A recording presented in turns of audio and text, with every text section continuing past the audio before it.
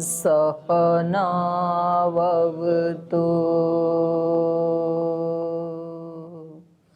सहनौ भुनक्तु सह वीर्यं करवावहै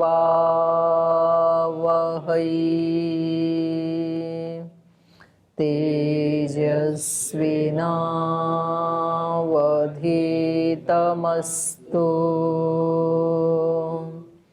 मा विद्विषावहै।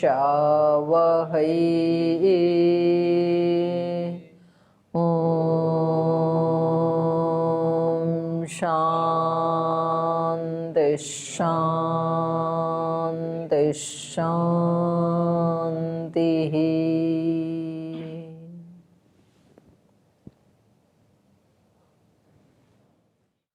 न्याय दर्शन के तृतीय अध्याय का द्वितीय आह्निक पढ़ रहे हैं और यहाँ पर आत्मा शरीर इंद्रिय अर्थ की परीक्षा के बाद बुद्धि की परीक्षा चल रही है, ज्ञान की परीक्षा कर रहे हैं। और ज्ञान की परीक्षा में प्रसंग ये चल रहा है कि ज्ञान किसका गुण है, इंद्रियों का है, मन का है, बुद्धि का है या आत्मा का है। तो यहाँ पर ज्ञान गुण आत्मा का है, ये प्रसंग चल रहा है। सिद्धांति का कथन है कि ज्ञान आत्मा का गुण है और उस ज्ञान के जो संस्कार हैं उनके साथ जब मन का संयोग होता है तो हमें स्मृति की उत्पत्ति होती है, तब स्मृति होती है, किसी चीज की स्मरण होता है हमें। तो यहाँ पर पूर्व पक्षी का कथन ये है कि आत्मा तो सर्वव्यापक है, तो उस आत्मा में जो संस्कार हैं ज्ञान के वो भी सब जगह ही हैं। तो जो संस्कार इस शरीर से बाहर जो आत्मा का पार्ट है वहां पर यदि मन जाकर के संयोग होगा उसका आत्मा के साथ कुछ खास तरह की स्मृति उठाने के लिए, तो ये जो है शरीर ये तो लुढ़क जाएगा, इसका पतन हो जाएगा। क्योंकि मन के कारण ही दो प्रकार के प्रयत्न और धारण, धारक और प्रेरक, ये दो प्रकार के प्रयत्न मन के द्वारा ही उत्पन्न होते हैं। तो वो यदि बाहर जाएगा तो धारण नहीं कर पाएगा शरीर को। तो यहाँ पर इनका कहना था कि नहीं, मन तो बहुत तीव्रगामी है, आशु गति वाला है, तो शीघ्र ही वापस आ जाएगा। तो यहाँ पर 30 नंबर सूत्र में बताया न स्मरण काल अनियमात। स्मरण काल का कोई नियम थोड़ी है, कोई कोई चीज तो तुरंत स्मृति में आ जाती है, कुछ में समय लगता है। तो पूर्व पक्षी का कहना यह है कि जब वो देर तक वापस नहीं आएगा तो शरीर को धारण करने वाला प्रयत्न समाप्त होने से शरीर का पतन हो जाएगा। तो इसलिए ये मानना उचित नहीं है कि ज्ञान गुण आत्मा का है। दूसरा इन्होंने आक्षेप यहाँ लगाया था कि देखो मन का संयोग 3 कारणों से हो सकता है। या तो आत्मा की प्रेरणा हो, आत्मा बताई कि भाई ये संस्कार मुझ आत्मा में वहाँ है, उस कॉर्नर में है और वहाँ जाके तुम संयोग करो और तब स्मृति होगी। तो या तो आत्मा की प्रेरणा से हो या फिर यदृच्छा, ऐसे अचानक संयोग हो जाए वहाँ जा करके। और या तो ज्ञाताभिश्चय, मन को पता हो कि ये इस स्मृति से संबंधित संस्कार आत्मा के उस प्रदेश में है, तो मन का संयोग हो सकता है।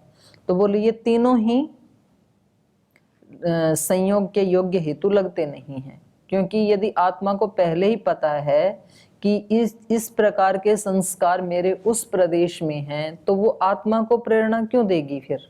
क्योंकि मन को प्रेरणा देने की आवश्यकता ही नहीं है। मन को प्रेरणा दे, फिर मन का वहां संयोग हो, फिर मन स्मृति उठाए, फिर उस स्मृति से आत्मा को ज्ञान हो, तो ज्ञान तो पहले से ही है, पहले से ही ज्ञान है, तो मन को प्रेरणा आत्मा नहीं देगा। और यदृच्छा से यदि हो तो ये भी नहीं हो सकता है, क्योंकि ऐसे यकायक अचानक कैसे पता लगेगा मन को कि इस स्मृति से संबंधित संस्कार उस प्रदेश में है? क्योंकि मन हमेशा आत्मा की प्रेरणा से ही युक्त होता है, संयुक्त होता है, तो वो भी नहीं हो सकता है। और यदि कहो कि मन ही उसको जानता है, तो फिर तो मन को वहां जाकर के युक्त होने की भी जरूरत नहीं है। यदि मन को ये पता है कि इस स्मृति से संबंधित संस्कार आत्मा के उस प्रदेश में है, तो मन के वहां जाकर के संयोग होने की जरूरत ही नहीं है, यहीं से ही मन बता देगा आत्मा को। तो ये तीनों ही नहीं हो सकते हैं। तो इसी की अंतिम पंक्ति पढ़ रही हूं। सुस्मूर्षया च अयम मनः, जब ये मन ये जानने की इच्छा करता है कि भाई इस तरह की स्मृति मुझे उठानी है, तो प्रणिदधानश् चिरातपि कंचित अर्थम स्मरति न अकस्मात। तो किसी किसी स्मृति के लिए उसको लंबे समय तक भी उसके साथ संयोग करना पड़ता है, अचानक स्मृति नहीं होती है। ज्ञत्वं च मनसो नास्ति, तो ये तो था यकायक वाला कि भाई यदृच्छा से यकायक जुड़ेगा और यकायक वापस आ जाएगा। तो बोले जरूरी नहीं है कि वापस आ जाएगा, ये उसी से मिलता जुलता है जो पिछले 30वें सूत्र में कहा था ना, स्मरण काल का नियम नहीं है। तो यदृच्छा वाला हेतु भी उससे मिलता जुलता है कि भाई प्रणिधान करते समय कभी कभी देर भी लग जाएगी, तो अकस्मात नहीं होगा। और लास्ट में कहा ज्ञत्वं च मनसो नास्ति, मन का ज्ञातृत्व भी सिद्ध नहीं है। क्यों? ज्ञान प्रतिषेधाति, ये तो हमने पहले ही प्रतिषेध कर चुके हैं कि ज्ञान गुण मन का नहीं है, तो मन को तो ज्ञान हो ही नहीं सकता है। तो तीनों ही ये खंडित हो गई। तो अब पूर्व ये मध्यम वाला है वो इसका उत्तर दे रहा है, माध्यमिक। इससे ये सिद्ध हो गया ना कि मन का शरीर से बाहर जो आत्मा के प्रदेश हैं उनसे संयोग हो ही नहीं सकता है। मन का संयोग उन संस्कारों के साथ कब हो सकता है? आत्मा की प्रेरणा से ही हो सकता है। तो आत्मा की प्रेरणा यहाँ नहीं है, यदृच्छा भी नहीं है और मन का ज्ञान गुण नहीं है। तो इनमें से एक को लेकर के ये मध्यम मार्गी आक्षेप कर रहा है कि आत्मा की प्रेरणा के बिना भी मन का संयोग हो जाता है। जी ओम पूजित। आत्मा विभु है और संस्कार उसमें है ही, और मन सूक्ष्म है, अणुपरिमाण। तो मन आत्मा में जाकर के वहां संस्कारों के पास जाता है, ऐसे हाँ संयोग करेगा, ऐसे हाँ तो स्मृति उठेगी।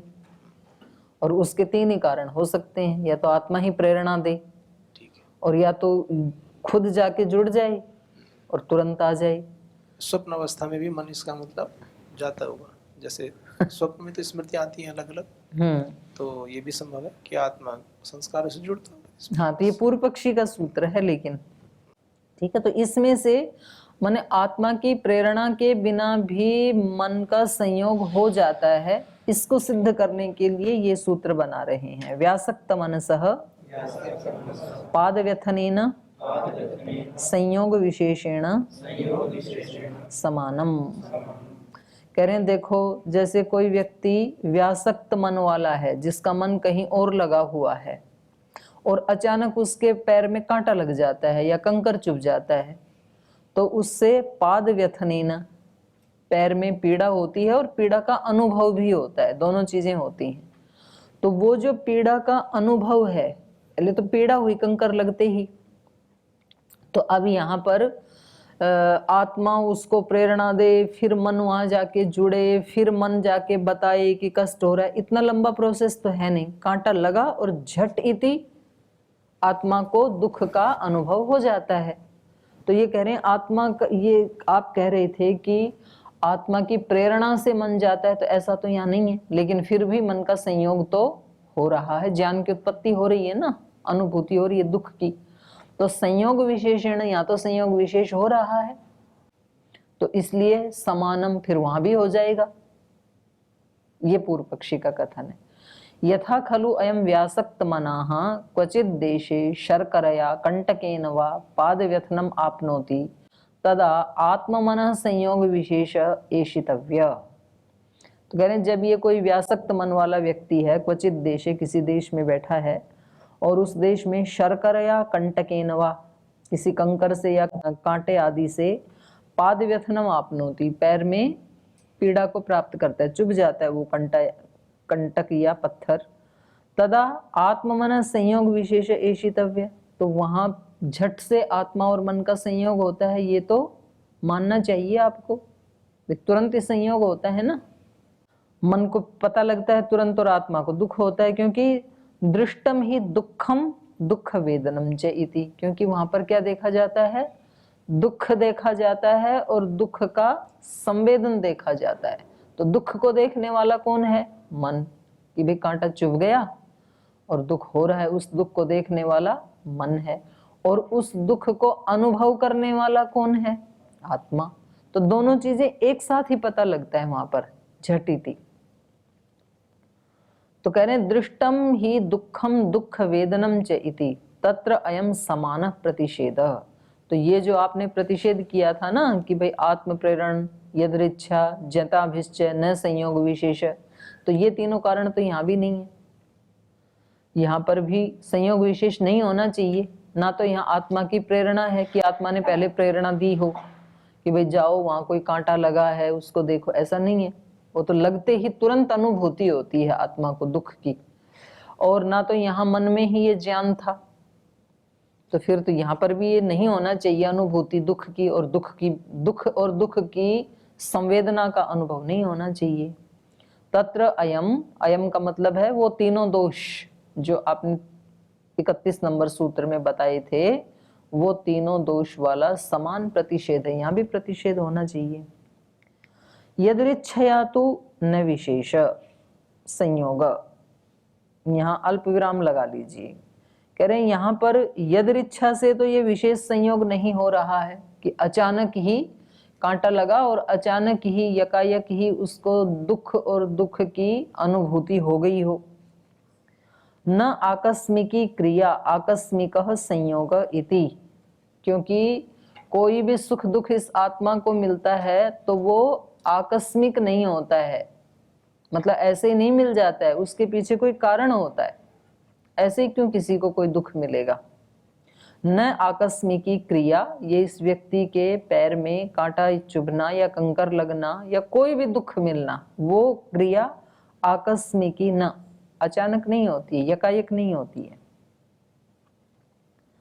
न आकस्मिक संयोग, और न ही मन और आत्मा का जो संयोग है वो आकस्मिक है, बल्कि कर्मा दृष्टम उपभोगार्थम क्रिया हेतु इति चेत समानम, बल्कि हमें हर दुख और दुख का संवेदन किसके कारण होता है, अदृष्ट कर्म के कारण। कर्मा अदृष्टम उपभोगार्थम, जो हमारा अदृष्ट कर्म था उसका उपभोग कराने के लिए, माने हमारा जो धर्माधर्म अदृष्ट कर्माशय है वो, उससे हमें कोई दुख मिलना था इसलिए चुभा, नहीं तो नहीं चुभता। तो अचानक थोड़ी होता है। तो यहाँ पर कारण क्या है, अदृष्ट कर्म, और उस अदृष्ट कर्म का उपभोगार्थम, उपभोग कराने के लिए ये क्रिया हुई है। उपभोगार्थम क्रिया हेतु, इस क्रिया का हेतु क्या है, अदृष्ट, उपभोगार्थम अदृष्टम, उपभोग कराने वाला अदृष्ट इस क्रिया का हेतु है। और ये इस क्रिया का हेतु वो है, तो ये जो मन और आत्मा का संयोग हुआ उसका हेतु भी यही है।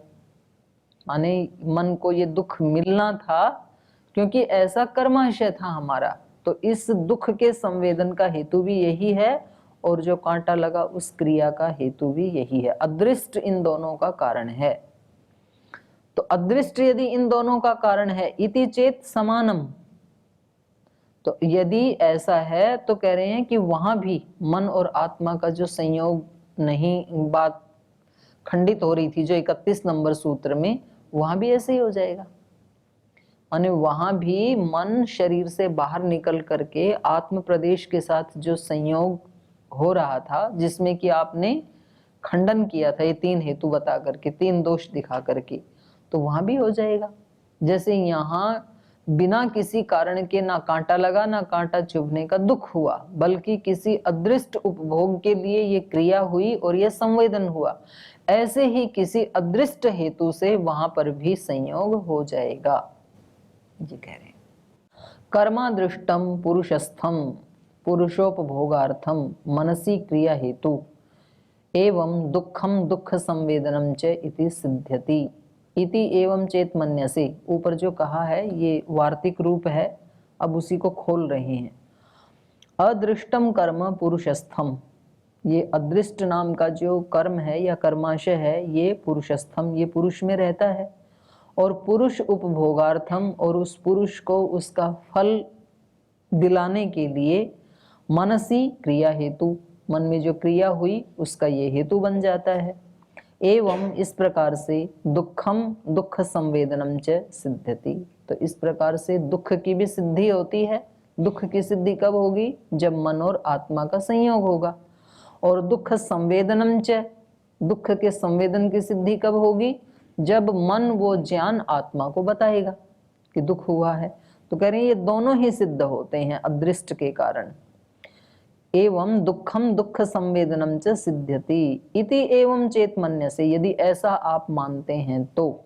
मध्यस्थ व्यक्ति कह रहा है कि इस उदाहरण में यदि आप ये मानते हैं कि अदृष्ट के कारण दुख हुआ और दुख का संवेदन भी हुआ, ऐसा यदि मानते हैं तो समानम स्मृति हेतुवपि संयोग विशेषो भवितुमर्हति, तो फिर तो ये स्मृति की हेतु में भी मन और आत्मा का संयोग विशेष हो सकता है, क्योंकि वहां पर भी हेतु क्या होगा? अदृष्ट। अदृष्टम उपभोगार्थम, अदृष्ट कोई उपभोग कराना चाहता है तो संयोग हो जाएगा। तत्र यदुक्तम आत्म प्रेरण यदृच्छा ज्ञताभिश्च न संयोग विशेष इति अयम अप्रतिषेध इति। तो इस प्रकार से भाष्यकार ने ये जो सूत्र था 31 नंबर, आत्म प्रेरण यदृच्छा ज्ञताभिश्च, इसका खंडन कर दिया है कि भाई यदि यहाँ पर पाद व्यथन होने से और उसका संवेदन होने से यहाँ यदि आप अदृष्ट को उपभोगार्थ के लिए हेतु मान करके इसको यदि स्वीकार करते हैं तो वहां पर भी वो जो आपने प्रतिषेध किया वो प्रतिषेध नहीं हो पाएगा। इति अयम अप्रतिषेध इति, तो 31 नंबर सूत्र में जो आपने प्रतिषेध किया था वो क्या हो गया? अप्रतिषेध, माने संयोग हो ही जाएगा। पूर्वस्तु प्रतिषेधो न अंतः शरीर वृत्तित्वात् मनस इति, लेकिन उससे पहले जो प्रतिषेध किया था कि मन बाहर नहीं जा सकता है, ये 26 नंबर सूत्र में किया था ना कि मन तो क्या है? अंतः शरीर वृत्ति वाला है, तो वो शरीर के बाहर जा ही नहीं सकता है, क्योंकि वो जाएगा यदि तो शरीर का पतन हो जाएगा। तो बोले वो प्रतिषेध है वो तो खंडित नहीं हुआ, वो प्रतिषेध तो रहेगा, लेकिन ये बाद वाला जो प्रतिषेध आपने किया था इसका खंडन हो गया। तो कोई बात नहीं, पहले वाला भी प्रतिषेध यदि जमा हुआ है तो अभी तक सिद्धांती की बात ही ऊपर है। सिद्धांती का क्या कहना है कि ज्ञान गुण आत्मा का है और मन जो है वो अंतः शरीर वृत्ति वाला है, वो बाहर नहीं जाता है। कह खलु इदानिम, ये मध्यस्थ व्यक्ति ने खंडन किया है इस सूत्र का। अब सिद्धांती उत्तर दे रहा है इनका। कह खलु इदानिम कारण योग पद्य सद्भावे युगपद अस्मरणस्य हेतुरीति। तो कह रहे हैं कि अब ये देखना है, हमें ये जानना है, कह खलु इदानिम कारण योग पद्य सद्भावे, स्मृतियों का जो कारण है उसका युगपत होने पर, क्योंकि स्मृति का कारण क्या है? संस्कार। और संस्कार कोई ऐसा तो है नहीं, हमारे चित्त में या आत्मा में ज्ञान के संस्कार हैं, वो कितने हैं? अनंत हैं। तो वो कोई ऐसा तो है नहीं कि इतना सा कोई ढेर है और वो किसी एक स्थान में आत्मा के पड़ा हुआ, ऐसा तो है नहीं। और आत्मा को हम ऐसे माने कोई डिस्क की तरह से, रोटी की तरह से, और उसमें संस्कार एक स्थान पे हैं, ऐसा तो है नहीं। आत्मा भी क्या है? बहुत सूक्ष्म है, सूक्ष्म से भी सूक्ष्म है, और मन भी सूक्ष्म है। और उस छोटे से सूक्ष्म आत्मा में संस्कार कितने हैं? अनंत अनंत हैं। तो ऊपर नीचे होंगे ना सारे, अलग अलग तो है नहीं। तो जब मन का संयोग होगा तो कोई एक ही संस्कार के साथ तो होगा नहीं, तो वहां पर तो ढेरों ढेरों संस्कार हैं ज्ञान के। तो एक ही साथ कई सारी स्मृतियां उत्पन्न होनी चाहिए ना जब मन का संयोग हुआ तो, क्योंकि एक के साथ ही संयोग नहीं होता है, वहां तो अनंत अनंत मतलब जैसे छोटे छोटे छोटे ऐसे आप मानो डॉट डॉट डॉट डॉट संस्कारों का आकार, वैसे आकार होता नहीं है समझने के लिए, तो जहां मन का संयोग होगा उसके नीचे तो बहुत सारे संस्कार होंगे, तो बहुत सारी स्मृतियां उत्पन्न होनी चाहिए। तो इसको कह रहे हैं ये कारण योगपद्य सद्भावे, स्मृति का जो कारण है संस्कार उनका योगपद्य सद्भावे, युगपत होने से, क्योंकि वो तो एक ही जगह पर है। युगपत अस्मरणस्य हेतु इति, सॉरी युगपत स्मरणस्य हेतु, वो युगपत स्मरण के हेतु हैं। तो एक साथ युगपत स्मृतियां उत्पन्न क्यों नहीं होती हैं, तो उसका उत्तर दे रहे हैं ये। प्रणिधान लिंगादि ज्ञानानाम अयुगपत सद्भावाद अयुगपत स्मरणम। ऊपर भी इसको ना वो कर लेना, आप हलंत कर लेना, युगपत स्मरणस्य हेतु रीति में। तो ये कह रहे हैं सिद्धांति इसका उत्तर दे रहे हैं प्रणिधान लिंगादि ज्ञानानाम अयुगपत सद्भावात। कह रहे वो संस्कार तो ठीक है एक ही साथ हैं आत्मा में, लेकिन प्रणिधान लिंगादि ज्ञानानाम, ये 41 नंबर सूत्र निकालिए आगे इसी पाद का। तो यहाँ पर ये हेतु बताए हैं सारे जिनके कारण इसका योग होता है। प्रणिधान निबंध अभ्यास लिंग लक्षण सादृश्य परिग्रह आश्रय आश्रित संबंध आनंतर्य वियोग एक कार्य विरोध अतिशय प्राप्ति व्यवधान सुख दुख इच्छा द्वेष भय अर्थित्व क्रिया राग धर्म अधर्म, इन निमित्तों से आत्मा और मन का संयोग होता है और स्मृतियां उत्पन्न होती हैं। तो स्मृति की उत्पत्ति के ये यहाँ पर 26 कारण बताए हैं सूत्र में। तो अब यहाँ वापस आ जाइए, इसी के बारे में कह रहे हैं ये 33 नंबर सूत्र में प्रणिधान लिंगादि ज्ञानानाम, जो ये 41 नंबर सूत्र में प्रणिधान आदि जो बताए हैं संयोग के निमित्त, प्रणिधान लिंगादि ज्ञानानाम अयुगपत भावात, तो वो माने प्रणिधान एक के साथ ही तो होगा आत्मा का, तो उनके अयुगपत होने से प्रणिधान लिंगादि ज्ञानानाम अयुगपत सद्भावात अयुगपत स्मरण, स्मरण भी अयुगपत होगा, माने युगपत नहीं होगा। एक एक कारण है ना स्मृति का, तो एक बार में स्मृति का एक ही हेतु होगा, एक ही हेतु से मन का संयोग होगा, तो इसलिए स्मृति भी एक ही होगी, तो ये तो कोई दोष नहीं है। यथा खलु आत्म मनसो सन्निकर्षः संस्कारश्च स्मृति हेतु एवं प्रणिधानम लिंगादि ज्ञानानि तानि च न युगपत भवन्ति। कह रहे हैं जैसे यथा खलु आत्म मनसो सन्निकर्षः, आत्मा और मन का जो सन्निकर्ष है, संस्कारश्च, और जो वो संस्कार हैं ज्ञान के, ये स्मृति हेतु, ये स्मृति के हेतु हैं। स्मृति का हेतु क्या है? ज्ञान के संस्कार और फिर उनके साथ आत्मा और मन का संयोग। जिस आत्मा में वो ज्ञान के संस्कार हैं उस आत्मा के साथ मन का संयोग, जैसे ये स्मृति के हेतु हैं। एवं इसी प्रकार से प्रणिधानम लिंगादि ज्ञानानि, तो प्रणिधान आदि लिंग जो बताएं आगे बताएं 41 नंबर सूत्र में, वो जो ज्ञान है प्रणिधान आदि तानि च न युगपत भवन्ति, तो वो एक साथ तो होते नहीं है।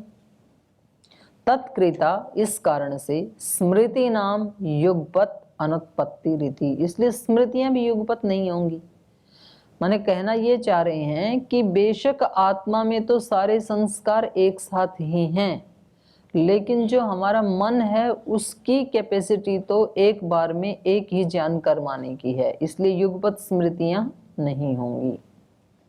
तो ये कह रहे हैं प्रातिभवतु प्रणिधानाद्यनपेक्षे स्मारते योगपद्य प्रसंगः, ये वार्तिक टाइप पंक्ति है ये। प्रातिभवतु, प्रातिभ ज्ञान की तरह से, जैसे प्रातिभ ज्ञान में तो ये सारी प्रक्रिया नहीं होती है। प्रातिभ ज्ञान कौन सा होता है? अचानक से, जैसे ऊहादि अचानक से होती है, तो उसमें तो कोई आत्मा का कोई प्रणिधान हो ऐसे ऐसा तो कुछ है नहीं।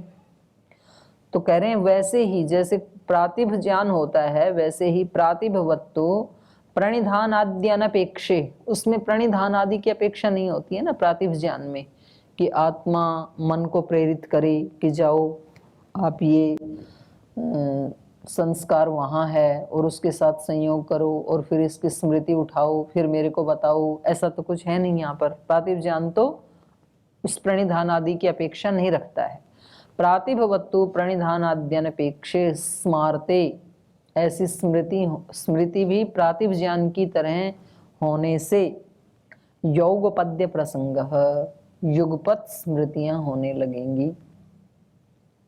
प्रातिभ ज्ञान में क्या होता है, आत्मा और मन का संयोग रहता ही है, हमेशा ही रहता है, और अचानक कोई ज्ञान आ जाता है तो उसमें प्रणिधान आदि थोड़ी होता है।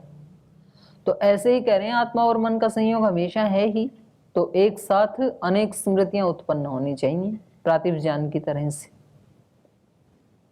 उसी को खोल के बता रहे हैं। यत् खलु इदं प्रातिभम इव ज्ञानम प्रणिधानाद्यनपेक्षम स्मार्तम उत्पद्यते कदाचित तस्य युगपत उत्पत्ति प्रसंगो हेतु अभावात्।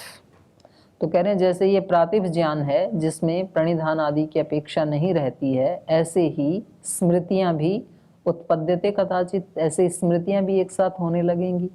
तस्य युगपत उत्पत्ति प्रसंगो हेतु अभावात्, वहां भी युगपत स्मृति उत्पन्न होने लगेंगी, नहीं हो इसमें हेतु का अभाव होने से। जैसे प्रातिभ ज्ञान में प्रणिधान आदि की अपेक्षा नहीं है, ऐसे स्मृतियों में भी प्रणिधान आदि की अपेक्षा नहीं रहेगी और वो उत्पत्ति, स्मृतियों की उत्पत्ति होने लगेगी। इसका उत्तर दे रहे हैं, सतः स्मृति हेतु असंवेदनात् प्रातिभेन समानाभिमानः। कह रहे हैं कि नहीं, वो जो प्रातिभ ज्ञान होता है ना वो भी अकारण नहीं होता है, अनपेक्ष नहीं होता है, उसका भी कोई कारण होता है। सतः स्मृति हेतु, और जो स्मृतियां हैं उनका भी हेतु है, लेकिन असंवेदनात्, उसका हमें संवेदन नहीं होता है। कौन सी स्मृति हमें क्यों आ गई इसका हमें संवेदन नहीं होता है। जितने भी विचार आते हैं ना, स्मृतियां हमारे मन में आती हैं, उन सब का कारण होता है, लेकिन हमें उसका संवेदन नहीं होता, पता नहीं चलता है कि एक विचार क्यों आया। प्रातिभेन समानाभिमानः, इसलिए आप कह रहे हो प्रातिभ की तरह ये भी बिना निरपेक्ष ही बिना हेतु के स्मृतियां होने लगेंगी। ये बात जो आप कह रहे हैं ये आपका अभिमान, उसके समान स्मृति उत्पत्ति होना ये आपका भ्रम है। स्मृतियों का तो हेतु होता है, कोई भी स्मृति ऐसे बिना हेतु के उत्पन्न नहीं होती है। और बाद में बताएंगे कि प्रातिभ ज्ञान भी बिना हेतु के नहीं होता है, उसका भी हेतु होता है। लेकिन स्मृतियां प्रातिभ ज्ञान की तरह बिना हेतु के उत्पन्न हो जाएं ऐसा नहीं है। सभी स्मृतियों का कोई ना कोई हेतु होता है, लेकिन हमें उन हेतुओं का ज्ञान नहीं होता है। माने मेरे मन में अभी 1 घंटे में कितनी स्मृतियां उत्पन्न हुई, उन सब के हेतु का मुझे संवेदन नहीं होता है। किसी किसी का संवेदन होता है कि भाई ये विचार मेरे मन में इस कारण से आया, इस स्मृति का हेतु ये था। सबका हेतु हमें पता नहीं चलता है, लेकिन वास्तव में सब स्मृतियों का कोई ना कोई हेतु जरूर होता है, चाहे हम संवेदन करें या ना करें। तो शेष हम कल पढ़ेंगे, आज यही विराम लेते हैं।